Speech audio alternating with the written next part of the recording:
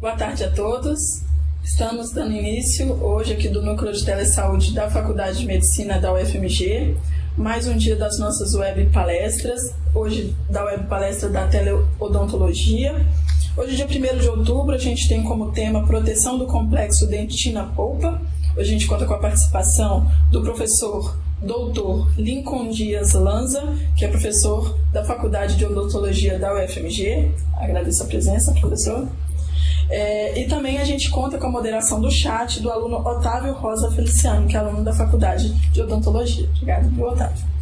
Bom, antes de passar a palavra para o professor Lincoln, eu gostaria de ressaltar para todos vocês que para participar do chat é necessário que vocês façam um login em contas Google, ou seja, as perguntas já podem ser enviadas pelo chat durante a apresentação, que ao final o Otávio vai estar passando as dúvidas para o professor, mas para que vocês consigam enviar essas perguntas é necessário que vocês façam login em contas Google ou do YouTube.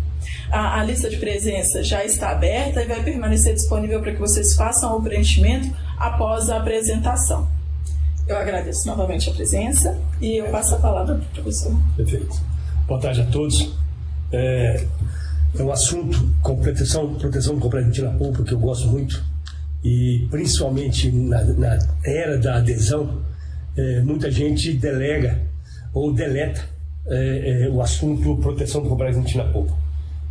Situando que, ou achando que o sistema adesivo é capaz de proteger o nosso complexo. Primeira coisa, é importante a gente definir o que é um complexo dentina-polpa. Nada mais do que a junção entre a polpa e a dentina. Não tem como separar as duas coisas. Quando você corta uma dentina, automaticamente você está cortando o prolongamento de célula odontoblástica. Então, normalmente, você vai induzir um processo inflamatório. Isso é real. O que a gente tem na clínica é de utilizar técnicas e materiais suficientes para que eu possa reduzir ou recuperar esse processo inflamatório que vai ocorrer durante a confecção de qualquer preparo.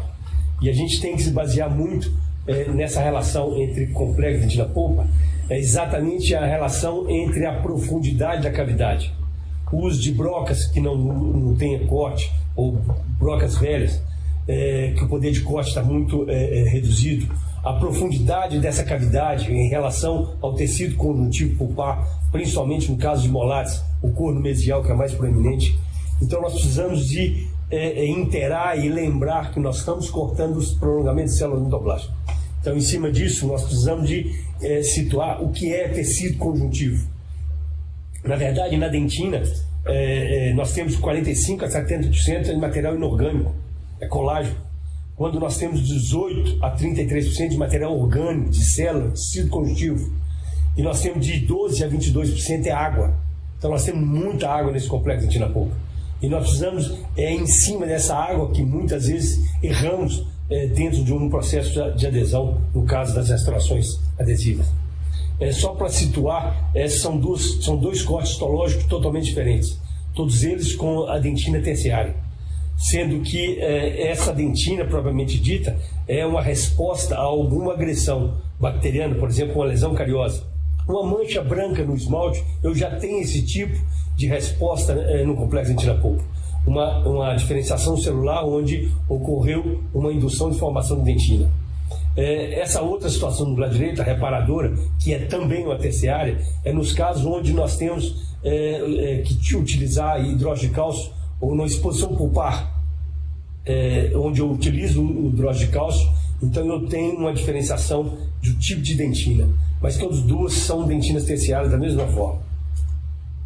É importante que a gente lembre que no complexo dentina-polpa, a severidade da reação pulpar, ela depende de uma interação de fatores. A primeira coisa é a composição do material, a citotoxicidade do material que eu vou utilizar em cima daquele complexo. Os procedimentos clínicos, como força excessiva durante o preparo, brocas que não estão devidamente cortantes, são cortantes, reviração, secagem. Então são procedimentos clínicos que nós vamos discutir daqui a pouco. E por fim, a finalidade, a permeabilidade dentinária, onde eu tenho muita água saindo desse complexo dentina-polpa. E essa água, ela, lógico, ela vai depender do grau de envelhecimento desse complexo, ou da idade do paciente em relação a volume de câmara pulpar. Então, quanto mais jovem, maior volume de câmara pulpar, maior água vai ter nesses tubos dentinários. E quando se fala em adesão, maior erro eu vou ter. Então, nós vamos discutir isso para frente. Os procedimentos clínicos. Primeiro, quando tem exposição pulpar. No caso de acidentes de trauma, onde o indivíduo fratura o dente e expõe a polpa. Quanto mais precoce for o atendimento odontológico, maior é a probabilidade de sucesso nesse tratamento. Acima de 2 horas de contaminação na boca, ou de contaminação com saliva, que a saliva nossa são milhões e milhões de bactérias, a probabilidade de falha nesse procedimento conservador que nós vamos tentar é maior. Então, quanto à refrigeração, eu posso estar na minha turbina, saindo água na turbina, mas ela está refrigerando. Hoje as turbinas de alta rotação, nós temos, antigamente era um feixe de ar água. Hoje tem de 3, 4 até 5 spray de ar água, exatamente na tentativa de resfriar ou refrigerar durante o preparo cavitário. E profundidade cavitária é um outro problema. A parede axial, quanto mais profunda a parede axial, mais proximidade eu tenho do tecido conjuntivo pulpar. Então a agressão é muito maior e eu preciso, durante meus procedimentos pós-preparo, avaliar qual é o material ideal para aquele tratamento, para que eu possa proteger e defender esse complexo dentina polpa que foi agredido. Quanto aos procedimentos clínicos, como minimizar o trauma do preparo cavitário. Isso é muito comum hoje em dia, a gente avaliar esses traumas. Primeiro, utilizar instrumentos rotatórios novos. Essa é a primeira condição, onde eu tenho menor poder de aquecimento. Uma refrigeração abundante. Aplicar menor pressão de corte, que quanto maior pressão eu exerço no dente, maior calor eu vou ser gerado. Lembre-se que 55 graus é suficiente para matar uma célula. E nós estamos dentro de um conjunto trabalhando no cortando prolongamento de célula. Então, o calor aí gerado, ele pode matar esse complexo. Realizar cortes intermitentes, exatamente para evitar o calor, e minimizar secagem com ar. Quando se fala em adesão, então, secagem com ar, ou secar a dentina, ou desidratar a dentina com ar, é um crime para a própria adesão. A permeabilidade, observe esse slide, é um molar superior onde foi seccionada a coroa e feito condicionamento ácido. Após 15 segundos de condicionamento ácido, isso é a água que sai dentro de um molar. É os tubos dentinários jorrando água. Porque quando eu condiciono, eu amplio os tubos dentinários em 50%. Então a probabilidade de fracasso aumenta a cada tempo utilizado para condicionamento ácido, ou na amplitude desses tubos. Ao passo que quando eu tenho uma dentina reacional, que isso é muito comum quando eu removo uma extração de amálgama, por exemplo, eu tenho uma defesa daquele organismo, uma deposição de dentina terciária, você vai colocar ácido numa dentina como essa para quê? Pensando na adesão. Não tem finalidade nenhuma, você não tem adesão. Aqui é uma dentina seca, aqui é uma dentina hiperúmida. Todos os dois nós teremos fracasso para a proteção do complexo dentina polpa, ou fracasso na adesão propriamente dita. Isso nós vamos discutir para frente.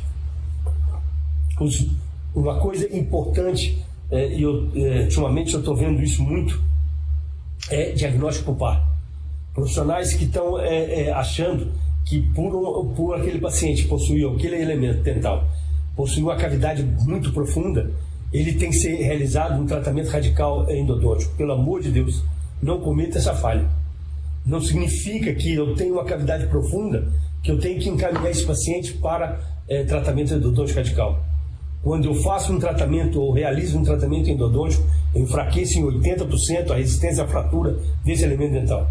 Então eu preciso e devo manter esse complexo dentina polpa vivo. E para isso, nós precisamos de alguns métodos para diagnóstico. Nós precisamos, primeira coisa, diante de um processo de dor ou queixa de dor no paciente, é a história dessa dor. A anamnese é fundamental para que eu consiga ter um planejamento correto. Exames objetivos como inspeção, palpação, percussão é fundamental, principalmente o famoso cabinho do espelho, que é fundamental para um diagnóstico diferencial. Exame de vitalidade pulpar, isso nós vamos discutir já já. exames radiográficos de boa qualidade. Radiografia, eu gosto de chamar a atenção muito na faculdade, que não adianta você querer enxergar o que você não está vendo. Muita gente quer ver uma radiografia ou quer induzir uma imagem, uma radiografia que não está de boa qualidade. Então é importante a gente discernir isso. Quando nós falamos em anamnese, a história da dor do paciente, é importante, o primeiro ponto é aparecimento da dor. Você questionar o seu paciente em relação à dor. Ela é provocada ou ela é espontânea? Se ela é espontânea, isso já é um processo de irreversibilidade, ou seja, é tratamento endodôntico radical. Se ela é provocada, eu preciso saber se essa dor é provocada de curta duração ou é de longa duração. Se ela é provocada e é de curta duração, isso é uma pulpite reversível.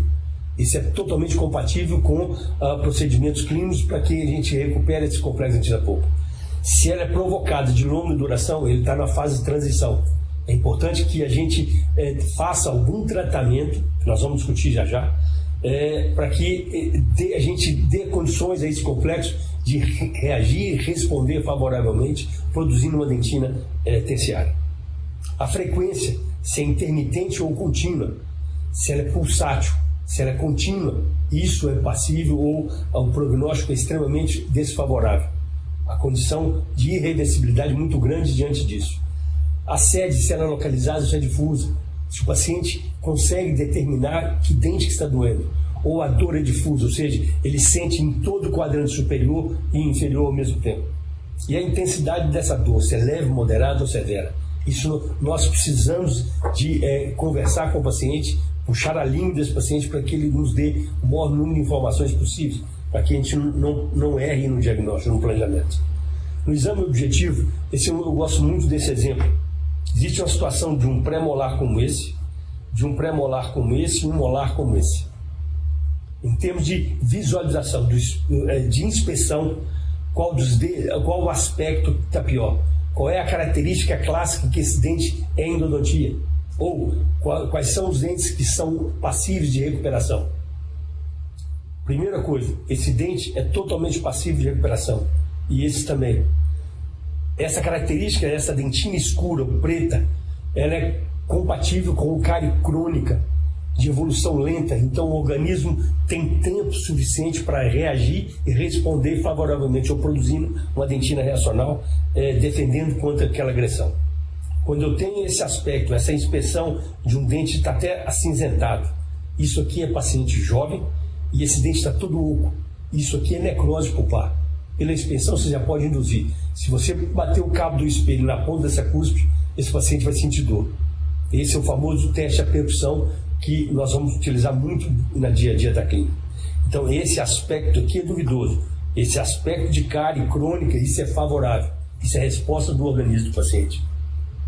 Quando nós falamos de percussão, o famoso cabo do espelho, quando eu faço um teste, a percussão vertical, e esse paciente sente dor, você pode ir direto. Esse é um processo inflamatório provavelmente irreversível do complexo dentina pulpa. Ou seja, eu tenho origem endodôntica. Quando eu faço horizontal, o cabo do espelho horizontal, essa alteração é periodontal. Nos casos de abscesso periodontal, isso é muito comum a gente fechar o diagnóstico através desse cabo. Exame radiográfico, isso é importante para que a gente possa avaliar a câmara coronária, se a câmara coronária está compatível com a idade do paciente. Se o canal radicular, eles estão íntegros, ou o volume do canal radicular está compatível com a idade do paciente. E a região periapical, se tem integridade ou continuidade da cortical. Isso significa que esse dente está vivo. A última coisa que nós vamos avaliar é a parte coronária. Então eu começo pela crista marginal ou crista óssea, avalio toda a cortical, área de furca, cortical, crista óssea, volume de câmara pulpar. Isso é um exame radiográfico que a gente deve seguir. Quando eu examino radiograficamente, é a única situação onde você pode fechar um diagnóstico, porque radiografia sozinho não serve de diagnóstico, a não ser nesses casos, onde eu tenho descontinuidade da cortical. Então isso significa que eu tenho um abscesso endodôntico nessa área. Isso é lesão periapical. Inclusive nesse caso está uma lesão endopério. Isso significa que esse dente está necrosado, não tem o que discutir. Ao passo que nesse pré-molar, isso aqui, ó, tome cuidado, porque isso não é lesão periapical, isso é a psificação do pré-molar, ele está rompendo a cavidade ainda. Então, é dentina primária nessa área. Então, isso eu posso afirmar. Quando nós falamos de cárie oculta, esse é um dente onde a gente tem que ficar muito esperto. Tome cuidado com o diagnóstico clínico só por inspeção. Isso que eu estou querendo bater na tecla muito, que hoje em dia é muito comum o paciente chegar com a cárie com esse grau de profundidade ou tamanho de cárie, e quando a gente avalia radiograficamente, a polpa está totalmente destruída. Essa famosa cárie oculta, um buraquinho pequeno desse, uma cavidade extremamente incipiente que destruiu todo o dente. Isso é fácil explicar nesse corte histológico, onde eu tenho essa área escura, é o esmalte hipermineralizado, pela deposição de flúor da água do creme dental, de aplicação tópica de flúor, onde eu tenho a hipermineralização do esmalte. Só que a área de cicatriz e fissura, o flúor, pelo alto peso molecular, ele não penetra nessa área de macrolescência do sulco. Então, eu tenho uma deposição de cárie ou de bactéria muito grande nessa área. E é uma destruição de acordo com a susceptibilidade da doença do paciente. Isso é muito comum hoje em dia. Então, para que eu não possa fechar um diagnóstico ou fazer um plano de tratamento para restaurar um dente, principalmente em paciente jovem, sem uma imagem radiográfica de boa qualidade. Os testes complementares. O teste de vitalidade pulpar, o que a gente faz na clínica, e essa é a pergunta, o que realizamos na clínica? É teste de vitalidade ou teste de sensibilidade? Tome cuidado com isso, isso é muito comum, é o erro da fala do cirurgião dentista. Nós não fazemos vitalidade pulpar, o que nós fazemos é teste de sensibilidade pulpar no consultório do dia a dia. Vitalidade pulpar só existe 2 testes, um é extrair o dente e fazer corte histológico, isso é teste de vitalidade, e o outro é um aparelhinho chamado laser Doppler, que é usado muito em otorrinolaringologia, para ver fluxo sanguíneo. Só esse aparelho, em 94, eu apreciei esse aparelho, ele custava $35 mil, só o aparelhinho. Então é inviável isso no consultório para realizar teste de vitalidade pulpar. O que nós fazemos no consultório é sensibilidade pulpar. E aí entra um porém. Sensibilidade, cada um tem um limiar de dor diferente do outro. Então o que a gente tem em termos de teste frio, o pulp teste, que é o elétrico, e o teste de cavidade. Existe um autor, Celso Blender, que ele tem um livro, que são 20 capítulos só falando sobre 20 páginas só falando sobre os testes de sensibilidade. E ele alega que o pulp teste, que o endodontista gosta muito, é o pior teste, porque você pode ter um dente com tratamento endodôntico e ele acusar positivo, porque o que ele faz, como é teste elétrico, ele pega ligamento periodontal. Então tem maior erro diagnóstico é o pulp teste. O melhor que tem é o frio, onde nós utilizamos hoje o dióxido de carbono, que ele vai a 50 graus negativo. Então é um teste mais confiável em termos de sensibilidade, é o teste a frio. O paciente tem que sentir a dor, e quando você tira a dor tem que passar imediato. Então esse é um teste fundamental para o nosso no dia a dia da clínica. E é um produto que, de certa forma, barato, ele não é caro, e de uma importância dentro da clínica muito grande. Os materiais que nós precisamos de utilizar, ou que tem no mercado, que nós temos no mercado para utilizar para a proteção do complexo, é o hidróxido cálcio PA, que é o pó, que é para análise, o cimento de hidróxido cálcio, verniz cavitário, sistemas adesivos, eu estou colocando até entre aspas, porque é um material altamente citotóxico, ele não é um material de proteção do complexo dentina pulpa. Gravem bem isso, ele não pode ser considerado um agente de proteção exatamente pelo grau de citotoxicidade que o material. Nós vamos mostrar no final, foi exatamente a minha tese de doutorado, foi em cima disso. Eu vou mostrar para vocês um corte histológico para a gente determinar isso. O MTA, que é o agregado de trióxido mineral, a endodontia está usando muito em perfurações. Existem alguns trabalhos mostrando em exposição pulpar que o pessoal está utilizando. Eu não aconselho, ainda é muito pouco trabalho afirmando o sucesso desse produto como proteção do complexo dentina pulpa direto, no caso de capeamento. Isso nós vamos falar um pouquinho para frente. E a terapia pulpar é importante que a gente lembre que nós temos duas terapias pulpar, uma conservadora e uma radical. Radical é endodontia, polpa necrótica ou, no caso de pulpite, é tratamento endodôntico radical. Nós temos que fazer na clínica tudo para que eu possa conservar esse complexo dentina polpa, através de proteção pulpar indireta ou proteção pulpar direta, no caso de exposição pulpar. Então, nós vamos falar um pouquinho que hoje é muito comum se falar em tratamento expectante para a gente prevenir ou para a gente salvar dentina. Antigamente a gente removia toda a dentina amolecida durante um preparo. Hoje é totalmente inviável você remover aquela dentina amolecida, porque ela é capaz de se remineralizar, desde que eu dê condições para que ocorra isso. Nós vamos falar um pouquinho sobre isso. Nós vamos falar de capeamento pulpar direto e curetagem pulpar. Então nós vamos discutir um pouquinho de cada uma situação. O objetivo da proteção do complexo dentina polpa, a primeira coisa é proteger o complexo com os estímulos termoelétricos. Isso é fundamental. Eu tenho que impedir que ocorra esses estímulos durante o uso da cavidade oral. Ele tem uma ação bactericida e bacterostática. Ele tem que aderir e liberar íons fluo à estrutura dentária. Ele tem que estimular a remineralização dentinária. Ele tem que ajudar ou favorecer a remineralização daquele complexo dentina polpa. Ele tem que prevenir contra o escurecimento de íons metálicos, por exemplo, no caso de amálgama.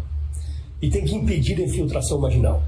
Se você pensar todos os materiais que nós acabamos de falar, que são utilizados para a proteção, algum deles cumpre todos esses objetivos? Não existe nenhum. Se eu avaliar que proteger como termoelétrico, hidróxido de cálcio, ionômero de vidro, verniz cavitário, ação bactericida, hidróxido de cálcio, ionômero de vidro, aderir e liberar íons fluo, somente ionômero de vidro, estimular a remineralização dentinária, hidróxido de cálcio, estimular a diferenciação celular, ser biocompatível, somente hidróxido de cálcio, prevenir o escurecimento do dente, verniz cavitário, e impedir a microinfiltração vaginal e ionômero de vidro. Então, nenhum desses materiais que nós acabamos de falar, ele tem capacidade de preencher todos os objetivos, infelizmente. Quando indicar um material de proteção? Primeira coisa, profundidade cavitária, idade do paciente. Então eu preciso avaliar que um preparo de, por exemplo, 5 milímetros de profundidade numa criança de 15 anos é uma coisa. Num paciente de 70 é totalmente diferente. No paciente de 70 tem deposição de dentina reacional. Então eu estou longe da polpa com 5 milímetros. No paciente de 15 é diferente. 5 milímetros eu estou na cavidade bastante profunda, muito próximo da polpa. Exatamente pelo grande volume que existe, que possui a câmara pulpar desse paciente nessa idade. Condição pulpar, em termos de condição bacteriana, cárie, por exemplo, e material que eu vou utilizar como tratamento restaurador definitivo. Então, em cima desses itens, nós vamos nos basear e nós vamos indicar um material de proteção do complexo. Quando nós falamos de hidróxido de cálcio, existem duas situações que são clássicas. Uma, quando eu tenho exposição pulpar e quando eu tenho para proteger o complexo dentina polpa. Tanto o cimento quanto o PA, hidróxido de cálcio PA, todos os dois são estimulantes, ou seja, eles induzem a diferenciação celular e formam barreira dentinária. Acontece que, clinicamente falando, o cimento propriamente dito, eu não consigo aplicar sobre polpa exposta, porque ele toma presa, reage rapidamente. Então nós indicamos o PA. Daí nós vamos discutir agora para frente qual das formas. PA em pó, PA em pasta, qual é o ideal? Então isso nós vamos falar. O que é importante chamar a atenção, se eu tenho uma microexposição onde é clinicamente viável colocar o hidróxido de cálcio, ele vai induzir a diferenciação celular da mesma forma. É muito comum, isso é um trabalho do Stanley, que é a maior autoridade de polpa no mundo, Dr. Harold Stanley. Ele diz que a diferença entre o cimento e o PA é a velocidade de indução da diferenciação celular. O PA, com 21 dias, histologicamente, eu já tenho formação de dentina reparadora. O cimento hidróxido de cálcio ele tem que solubilizar para induzir essa diferenciação, gasta 38 dias, isso é histológico. Então todos os dois são clinicamente aceitáveis para a formação de barreira dentinária. Porém, na parte clínica, o cimento é impossível você utilizar onde você tem uma exposição muito grande, onde você tem muita umidade. É impossível você utilizar o cimento. Esse é um exemplo de hidróxido de cálcio em contato com adesão. Isso aqui, o dente, a resina, ela vai oxidando e vai ficando cor de rosa. Isso, se você utilizar cimento de hidróxido de cálcio e fazer resina por cima daquele cimento, você vai ter uma situação como essa a médio prazo. Ele vai sofrer uma fotooxidação porque ele inibe a polimerização da resina composta ou do sistema adesivo. E ocorre uma fotooxidação oxidando aquela resina e pigmentando nesse tom rosa. É muito comum você ver isso no dia a dia da clínica. Então, se eu vou utilizar um cimento de hidróxido de cálcio, onde eu tenho uma cavidade bastante profunda, eu sou obrigado a recobri-lo com um ionômero de vidro, por exemplo, para que eu possa fazer resina composta. Então, o cimento de hidróxido de cálcio tentou-se, os fabricantes lançaram um hidróxido de cálcio fotopolimerizado e isso não funcionou, porque quando você abre o tubo, ele toma presa, reage totalmente dentro do tubo, então você joga dinheiro fora, você desperdiça material, então ele não funcionou, por isso que não existe no mercado.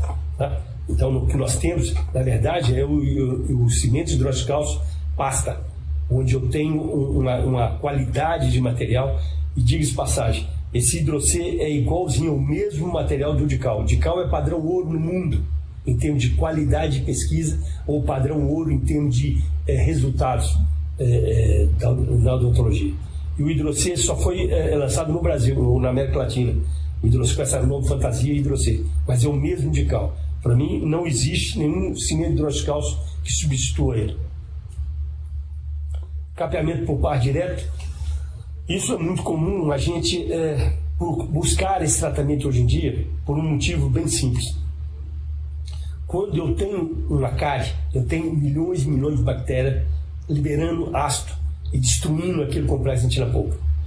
Existe, na verdade, 3 tipos de dentina. Uma dentina infectada, que é aquela amolecida. A dentina contaminada, que sai em lasca, que você parece que enfiou um instrumento no queijo e sai aquelas lascas de dentina. E a dentina sadia, que é a que não está contaminada. Então, num tratamento, um capeamento pulpar indireto, quando eu estou diante de uma radiografia e a lesão cariosa está próximo da polpa, não tenho pressa para obter sucesso. Façam a remoção parcial com colher dentina, ou mesmo com broca de baixo, da camada superficial, aquela que está amolecida. Simplesmente isso. E façam uma pasta de hidróxido de cálcio PA com 2 gotinhas de clorexidina 2%. Então você está usando 2 antimicrobianos. Coloca no fundo da cavidade e sele aquela cavidade com ionômero de vidro ou com IRM, um oxigênio regional. A condição para isso, para a seleção do material pense se você no futuro, o tratamento, a probabilidade de tratamento, se for usar resina composta, não use nada à base de eugenol. Então sele a cavidade com ionômero de vidro. Você deixa essa cavidade selada por 50 dias. 50 dias você vai remover tudo e você vai ter uma dentina hipermineralizada na fundo. Então eu ganhei dentina. Mas a dentina terciária, ela é ruim para adesão, mas quem disse que eu quero adesão na parede de fundo? A parede de fundo eu quero selamento, eu quero dentina, seja ela hipermineralizada ou não, eu quero dentina. Não existe nenhum material na odontologia que seja melhor do que esmalte de dentina. Se eu posso preservar ou recuperar uma dentina passiva de remineralização, eu vou buscar isso. Então nós vamos abrir a cavidade um pouco, para que eu consiga acessar a cavidade. E com a colher dentina ou broca esférica de baixa rotação, eu removo a camada superficial e mantenho essa dentina que é amolecida ou plástica e sela essa cavidade com ionômero ou com IRM. 50 dias depois você vai ter uma situação onde tem dentina hipermineralizada. Isso é sucesso. E aí você faz a restauração que for. Nesses casos, qual a melhor técnica do capeamento pulpar direto? Aqui é uma exposição pulpar. Eu uso PA, pasta de hidróxido de cálcio, ou seja, PA com soro, ou eu uso cimento de hidróxido de cálcio. Se a polpa, eu já falei isso, a polpa, se a exposição for longa, cimento você não consegue utilizar. exatamente porque ele toma presa muito rápido. Particularmente, a técnica que eu mais adquiro e indico é o pó, somente o pó. Você deposita em cima da exposição pulpar e deixa por 1 minuto. Ele vai absorver água suficiente. Você joga o ar e tira o excesso. E aí sim você coloca um cimento hidroxilado por cima. Nesse caso específico, eu estava fazendo uma retenção macromecânica, pins e canaletas, para fazer uma retenção para amálgama extenso. E expus a polpa. Paciente jovem, a polpa foi exposta, eu estava sob isolamento absoluto. Você não precisa se preocupar. Faça essa proteção e restaure na mesma sessão. 100% de sucesso, não é 99% não. 100% de sucesso, porque contaminação aqui é 0. Então eu vou buscar exatamente a condição para proteger esse complexo e induzir a diferenciação celular.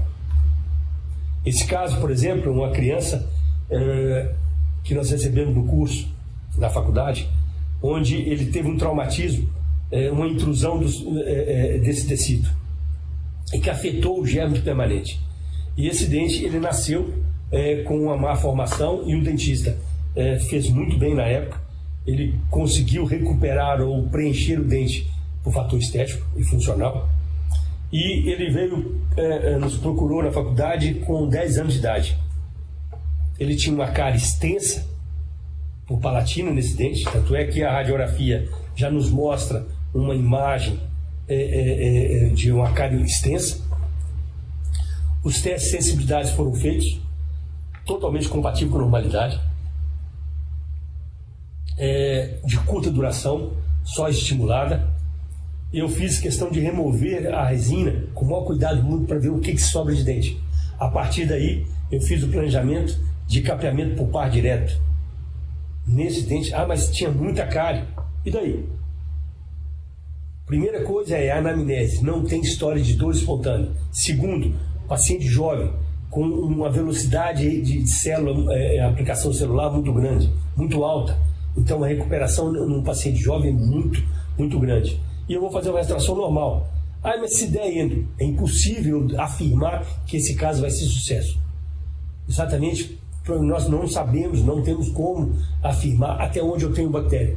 Mas tudo que eu puder fazer para eliminar e para induzir a diferenciação celular, eu vou fazer. Mas se der endo depois, fazendo. Abre para o palatino e faz. Eu preciso recuperar a anatomia desse dente. Então foi feito o capeamento pulpar direto e feito a restauração, a reanatomização desse dente. Acabou. Esse caso só tem 10 anos de controle clínico. O dente está lindo, maravilhoso, sem nenhum problema apical. Curetagem pulpar, isso é muito comum em pacientes jovens, onde a lesão cariosa e pacientes com alta dieta cariogênica, há um estímulo, uma indusão da cárie e uma profundidade muito rápida dessa lesão cariosa. E com microexposição pulpar. Quando nós fomos remover essa lesão cariosa, a polpa estava exposta. Como é lesão por cárie e essa lesão é no corno pulpar, é numa ponta desse corno pulpar, a técnica indicada para esses casos é uma curetagem pulpar. Essa curetagem é feita eu ampliando essa exposição pulpar com uma ponte diamantada e com a colher dentina bem afiada eu cortar esse corno pulpar, exatamente para eliminar a possibilidade de eu ter bactéria nesse corno pulpar. Então eu elimino e coloco hidroxicalço PA da mesma forma com o capeamento pulpar direto. Essa é uma técnica que é eficaz e extremamente recomendada nesses casos. Então se coloca o hidroxicalço PA, cimento de hidroxicalço e sela a cavidade por um período de 50 dias. 50 dias você pode remover que a cárie está toda, a polpa está toda recuperada com a indução da dentina reparadora, muito fácil de ser visualizada. E aí se faz uma restauração de amálgama ou de resina, do que se você quiser. Para a restauração de amálgama, especificamente amálgama, apesar que o amálgama nós reduzimos o uso na clínica em termos de 80% a 90% na clínica, mas muitos pacientes ainda precisam de amálgama. Amálgama não é um material tóxico, não é um material que causa câncer, que mercúrio, não. Isso já foi abolido. A última reunião da Organização Mundial de Saúde já foi provado que todos os materiais à base de mercúrio, tipo aparelho de pressão, cosméticos como batom, termômetros, eles vão desaparecer até 2020 do planeta. O único material com mercúrio que vai continuar aí, não tem nenhuma literatura que comprove ou indique a eliminação do amálgama também, o único material que vai ter mercúrio a partir de 2020 é o amálgama, e vai continuar sendo, porque é o melhor material que existe como tratamento restaurador. Ele só tem uma desvantagem estética. A resina só tem uma vantagem estética. Então isso eu resumo tudo que eu quero falar sobre esse material. E como agente de proteção para a extração de amálgama, o cuidado é que nós temos que utilizar um cimento de hidróxido de cálcio e 2 camadas de verniz cavitário. Só que o hidróxido de cálcio tem que ficar na junção amelo-dentinário, não pode ultrapassar. Senão ele vai ter, nós vamos ter solubilização do cimento de hidróxido de cálcio e infiltração. É o material que tem o melhor selamento marginal. É o melhor material que existe no mundo e continua sendo a extração de amálgama. Mas a estética hoje exige ou nos induz a convicção de trabalhar com resina. Nesse caso, por exemplo, um rapaz jovem com todos os dentes completos na boca, sem nenhuma restauração, ele teve uma fratura dessa cúspide. Eu utilizei 2 pinos rosqueáveis, ainda me perguntam muito: pino rosqueável se utiliza muito? Lógico que utiliza. É o melhor material como retenção mecânica adicional. É o pino rosqueável de dentina. Então, como a cavidade, assim de jovem, a cavidade está muito profunda, eu utilizei um cimento de hidróxido de cálcio na parte mais profunda e um cimento de ionômero de vidro para recobrir o cimento de hidróxido de cálcio, que eu vou fazer resina composta nesse caso. O verniz cavitário é um material, esse é um teste simples que eu fiz. Quando eu pego um molar e dou um polimento, eu corto a coroa e dou um polimento nessa parte coronária, nessa parte dentina. Eu pego uma gota de mercúrio e apliquei sobre aquela superfície. Olha a tensão superficial, ela está concentrada, ela está pequena nessa área. Passei 2 camadas de verniz cavitário, olha como é que a gota espalhou. Então ela quebra a tensão superficial. Quando você faz amálgama, mais um motivo de utilizar verniz cavitário, exatamente pela condensabilidade melhorada como verniz. E esse é o fator, se você não usar a amálgama e não utilizar verniz cavitário, esse é um manchamento que nós vamos ter. E um manchamento onde ele não sai mais, a não ser com a broca. Esse caso, por exemplo, tive que fazer uma coroa total. Era um professor de dentística que me pediu para remover esse amálgama. Nós movemos a oxidação nos tubos dentinários muito intenso. Tive que fazer coroa total nesse dente, exatamente pela ausência ou falta de uso de verniz cavitário. Então a dupla proteção sempre tem que ocorrer quando eu vou fazer amálgama. Sempre utilizar cimento hidróxido de cálcio e verniz cavitário. Nós realizamos uma extração de amálgama com grande eficiência.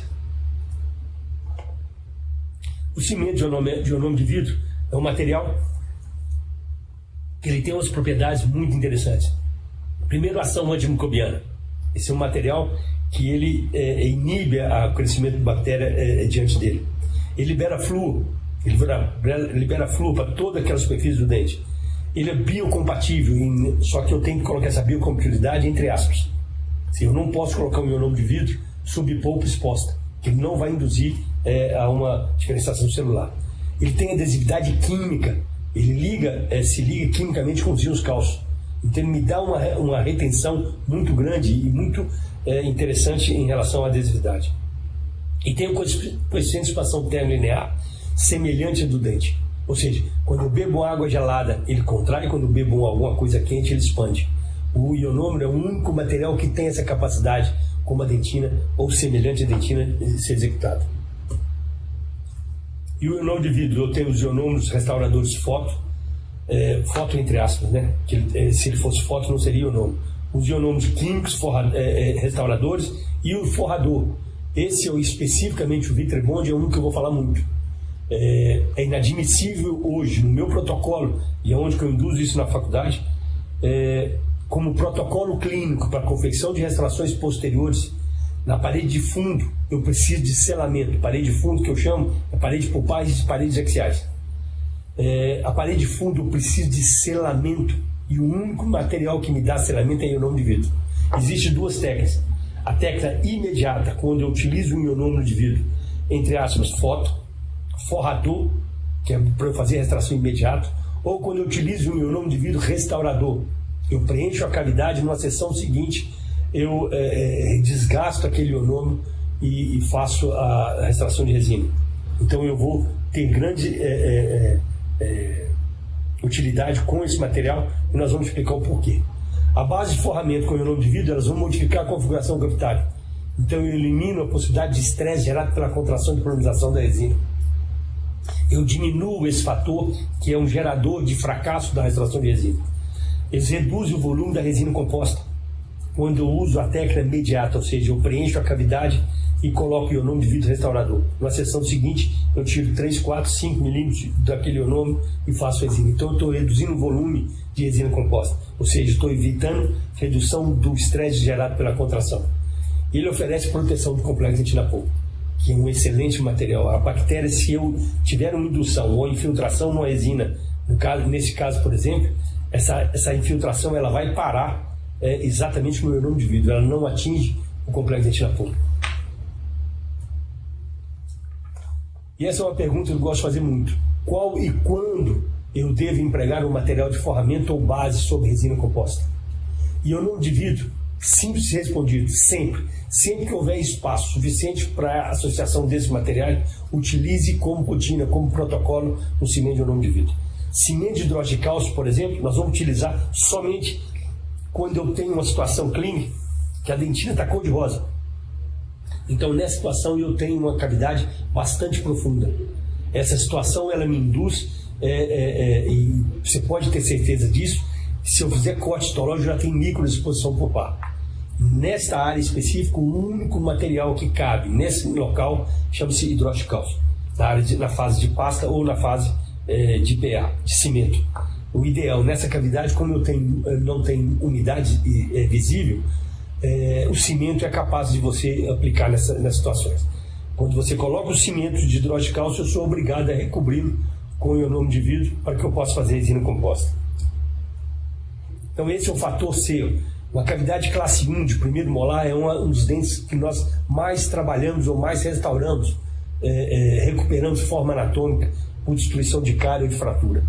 Essa é uma situação onde havia um amálgama já com a deficiência antigo, e quando eu removo o amálgama, eu tenho uma quantidade de dentina diferentes. Eu tenho dentina racional, eu tenho dentina sadia, eu tenho dentina um pouco mineralizada. E a adesão nessa área é totalmente inviável. Não existe adesão no aparelho de fundo, onde eu tenho água ou onde eu tenho dentina seca pela dentina terciária. Então, a situação... E outra coisa agravante, eu tenho 1, 2, 3, 4, 5 paredes de adesão para uma oclusal livre. Então, divida 5 paredes aderidas por uma livre. O fator C é igual a 5. É a cavidade de menor indicação para a confecção de resina composta, exatamente pelo estresse gerado pela contração de polarização. E nessas situações, hoje, mais do que nunca, eu vou só dar um alerta. Tome cuidado com a famosa resina bulk, onde os fabricantes tentam induzir ao profissional que ele pode usar um incremento único e polimerizar. Tome cuidado com isso, não façam isso. Resina bulk não é feita para isso. Os fabricantes estão redondamente enganados em relação à resina bulk. Resina bulk é uma resina composta comum, que sofre contração da mesma forma. Ela não tem menor contração, muito antes pelo contrário. A única coisa que eles recomendam que você pode utilizar 5 milímetros é porque ela polimeriza, ela é translúcida. Então não façam isso, principalmente em cavidade classe 1, porque vai gerar um estresse de contração tão violento, você pode fraturar cúspide. Então a indicação é que você faça uma base ou forramento com o ionômero de vidro, e aí você faz a resina composta. E aí você sai dessa situação para essa aqui, ó. Uma situação onde eu vou ter anatomia, recuperação de forma anatômica, consequentemente recuperação de função, de oclusão, e a recuperação da estética. Então isso é muito fácil com resina composta. Essa é a vantagem desse material resina, é a estética, só. Cimento de ionômero de vidro. Qualquer situação clínica onde eu tenho dentina racional ou não, eu venho a fazer uma resina composta, que eu estou recomendando um paciente jovem, eu quero fazer ou reconstruir essa estrutura de detalhe pedida com resina composta, use como protocolo, mais uma vez, ionômero de vidro como base. Aqui eu tenho adesão química, Mas como vai reter esse material? Pelas paredes circundantes. São suficientes para reter qualquer material adesivo. Tá? Na parede de fundo eu quero selamento. O único material que me dá é ionômero de vidro. Sistemas adesivos são materiais que nós vamos utilizar muito, nós temos que utilizar, mas sabendo qual sistema adesivo que eu vou utilizar. Tome cuidado que esse material não é um material indicado para a proteção de complexo de dentina polpa. Tome cuidado que esse material não tem selamento. Quando eu faço condicionamento ácido numa dentina, eu amplio os tubos em 50%. Eu tenho muita água. Se eu vou utilizar adesão, o meu sistema adesivo vai fracassar. Por hidrólise, eu tenho falha na adesão. Então, esse é um trabalho do TEI, que é um dos maiores autoridades do mundo em termos de adesão. Ainda é impossível selar hermeticamente a dentina, seja ela qual for. E esse é um do Vanderbilt, que é outra autoridade em termos de adesão, que nenhum sistema adesivo moderno apresenta habilidade em garantir um selamento hermético das restaurações com margens livres de escoriações por longo tempo. Isso, nenhum sistema adesivo vai me dar isso. Então, o que eu tenho que lembrar, se eu faço a proteção de base com ionômero de vidro, a condição de selamento melhorado pela redução do fator C, pela redução do estresse de contração, vai ser aumentada a qualidade do meu tratamento restaurador. E esse é só para exemplificar que isso foi o código histológico da minha tese de doutorado. Na década de 90 houve uma febre, profissionais indicando capeamento pulpar direto com sistema adesivo, e isso é um crime.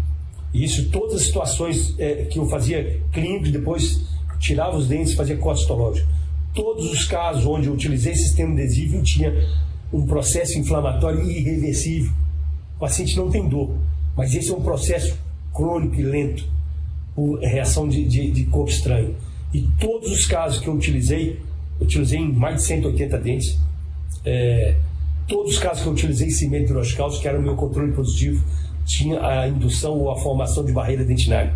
Então mostra o empalidecimento das células endoblásticas, mostrando que a biocompatibilidade do material. Aqui, eu não tenho a compatibilidade dessas células endoblásticas. Acabou. Isso é processo inflamatório irreversível. E isso aqui, cada partícula dessa laranja ou vermelha são partículas de células de monômero resinoso residual livre, altamente citotóxicos. E essas células, diferença de 45 dias para 120 dias, foi o tempo que eu aguardei, o que nós vimos foi essas partículas se aprofundando. Ou seja, o processo, à medida que ela vai sendo fagocitada ou tentada, células gigantes vão abraçando, vai morrendo essas células e ela vai só descendo e matando a polpa silenciosamente. Obrigado pela atenção e espero ter condição de responder todas as dúvidas de vocês. Bom, nós vamos passar então para o momento das perguntas. O Otávio vai estar direcionando algumas perguntas, né, que a gente já tem ali. Bom, primeiramente a Neuza perguntou, ela comentou: não uso verniz cavitário e sim o sistema de adesão antes do amálgama para evitar o manchamento. Ela perguntou se há alguma contraindicação. Na literatura não tem nada que comprove a qualidade do sistema adesivo para amálgama com o sistema adesivo. É diferente de um amálgama antigamente que se falava amálgama adesivo. Então, na literatura você não tem respaldo nenhum ou contraindicação nenhuma. Porém, sistema adesivo sofre contração de polinização. E essa interface em adesivo e amálgama, isso aí é um problema que a avaliação clínica vai te dar. Como se você utiliza e está fazendo isso, pegue o seu controle, os seus pacientes, e faça o controle e me dê a resposta no futuro. Mas eu não posso te falar se sim ou não. Eu tenho casos com amálgama adesivo de 10 anos que está lá, está bem. Mas isso para mim é pouco tempo. Enquanto são só essas perguntas. O Carlos parabenizou pela apresentação. Ele comentou que já viu restaurações intactas com 25 a 30 anos com relação ao amálgama. Isso é comum. Bom, a gente teve também uma pergunta falando sobre a disponibilização da apresentação. Essa parte eu vou responder. Essa apresentação de hoje ela é gravada pelo link do YouTube que vocês estão acessando agora, vai ficar disponibilizada após a finalização da transmissão online. Então, logo depois que a gente finalizar essa transmissão, esse vídeo vai ficar disponível e vocês podem acessá-lo quantas vezes for necessário, tá bom? Além disso, eu reforço a importância do registro de presença de todo mundo que está participando aí. O nosso link de presença ele já está disponível. Eu vou pedir para que o Otávio encaminhe de novo aí no chat o link de presença. Se vocês tiverem qualquer dúvida, pode estar entrando em contato com a gente sobre a questão do registro de presença. Tem mais alguma dúvida? Nenhuma pergunta? Por enquanto.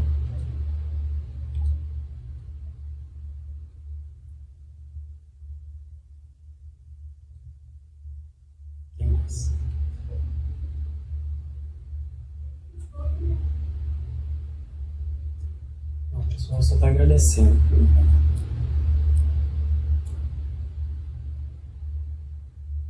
Pronto. Tem mais alguma anterior? Não. Bom, a gente teve uma ótima participação de todos aqui. A gente chegou a ter 80 pontos conectados.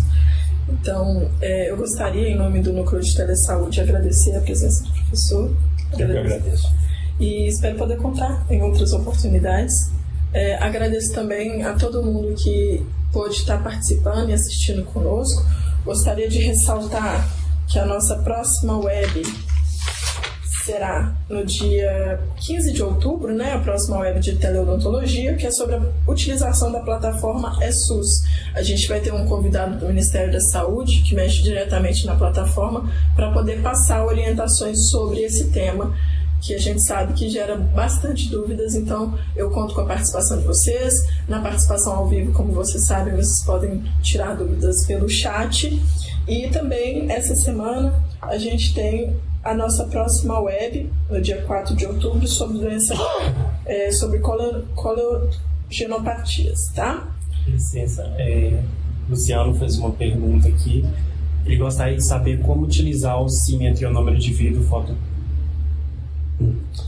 Uma coisa, essa pergunta interessante, tem só relembrar que o cimento, o nome de vidro, ele não é foto. Ele tem 25% de um material modificado por ionômero modificado por resina.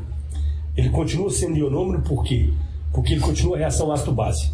Então ele continua sendo ionômero, ele tem aquela capacidade de polimerizar o acabado superficial.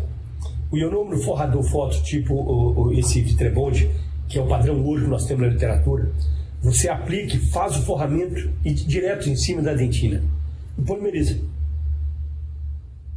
A partir daí você vai fazer condicionamento ácido no esmalte e condicionamento na dentina periférica, ou a dentina das paredes secundantes.